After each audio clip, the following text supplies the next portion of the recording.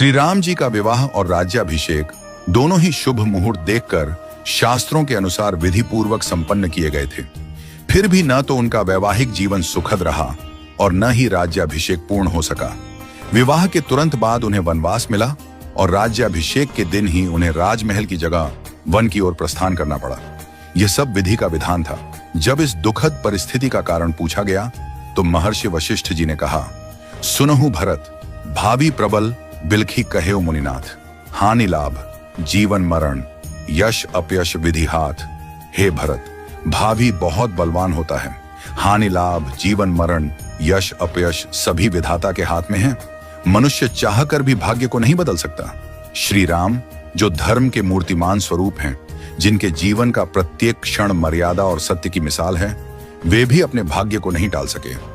उन्हें वनवास मिला, पत्नी सीता को खोना पड़ा और अंत में उन्होंने स्वयं सरयू में जल समाधि लेकर अपनी लीला का समापन किया। श्री कृष्ण, जिन्हें योगेश्वर कहा गया, जिन्होंने गीता में कर्म, ज्ञान और भक्ति का मार्ग बताया, वे भी अपने कुल के विनाश को नहीं रोक सके।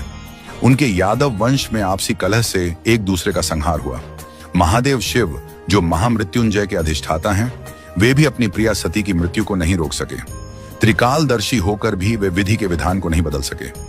रामकृष्ण परमहंस, जिन्हें दिव्य सिद्धियां प्राप्त थीं और जिन्होंने हजारों लोगों को ईश्वर का मार्ग दिखाया, वे भी कैंसर जैसी बीमारी को नहीं रोक सके।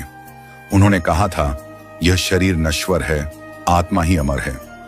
रावण, जिसके पास अपार बल और ज्ञान था, जो शिव का भक्त था, वह भी अपने अहंकार के कारण नाश को नहीं टाल सका। कंस, जो जानता था कि श्री कृष्ण उसका अंत करेंगे, फिर भी विवश था। इन सभी घटनाओं से यही सिद्ध होता है कि मनुष्य अपने जन्म के साथ ही जीवन और मरण, यश और अपयश, लाभ और हानि, स्वास्थ्य और रोग, शरीर का स्वरूप, परिवार, समाज, देश और स्थान, इन सब का निर्धारण करके आता है। मनुष्य को यह भ्रम होता है कि वह सब कुछ नियंत्रित कर रहा है, लेकिन वास्तव में सब कुछ ईश्वर के संकेत से ही चलता है।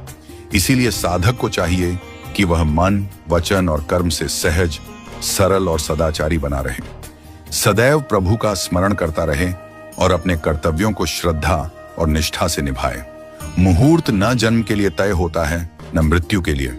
जब जन्म और मृत्यु ही निश्चित नहीं होते, तो बाकी सब कुछ क्षणिक और अस्थायी है। केवल प्रभु का नाम ही शाश्वत सत्य है। इसलिए सदैव ईश्वरमय रहो और आत्मा को परमात्मा के निर्देशों में लीन कर दो।